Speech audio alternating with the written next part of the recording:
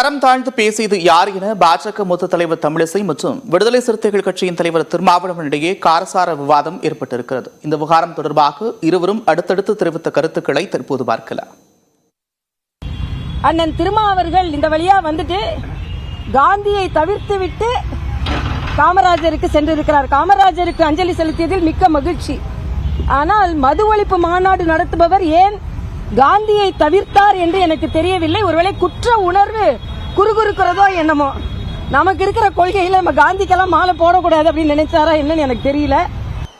காந்தி மது ஒழிப்புக்கு போராடியவர், அவருக்கு இவர் மரியாதை செய்யல. மது ஒழிப்பு மாநாடு நடத்துறாரு, அவருடைய கொள்கைக்கே அது எதிராக இருக்குமோ அப்படின்னு சொல்றாரு. அவங்க என்ன சொல்ல வராங்கன்னா, திருமாவளவன் தினந்தோறும் பாட்டில் திறக்கக்கூடிய ஆள் அப்படின்னு சொல்றாங்க. அக்கா தமிழிசை அவர்களே, நீங்கள் குடிக்க மாட்டீர்கள் என்று நான் நம்புகிறேன். உங்களுக்கு குடிப்பழக்கம் இருக்காது என்று நான் நம்புகிறேன். உங்களைப் போல்தான் நானும், எனக்கு அந்த பழக்கம் இல்லை. அண்ணன் திருமாவளவன் இந்த அளவிற்கு தரம் தாழ்ந்து போவார் என்று நான் எனது அரசியல் வாழ்க்கையில நான் நினைக்கவே இல்லை. ஏனென்றால் நான் அவரை டெய்லி பாட்டில் திறக்கிறாருன்னு நான் சொல்லல, அவரே தான் சொன்னாரு. நான் டெய்லி பாட்டில திறக்கிறேன் நினைச்சுக்கிட்டு அவங்க பேசுறாருன்னு சொன்னாரு. நான் சொல்லாததை அவர் ஏன் சொல்றாரு?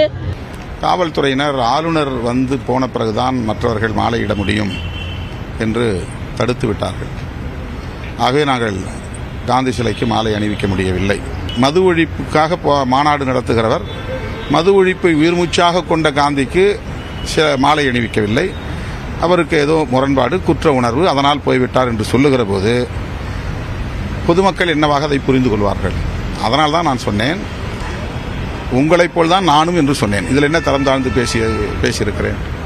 நீங்கள் குடிக்க மாட்டீர்கள், நானும் குடிக்க மாட்டேன், அவ்வளோதான் நான் சொன்னேன். இதில் தரம் தாழ்ந்து பேசியதாக என்ன இருக்கிறது என்று எனக்கு தெரியவில்லை. இது அவரை காயப்படுத்தியிருந்தால் அதற்காக வருந்துகிறேன்.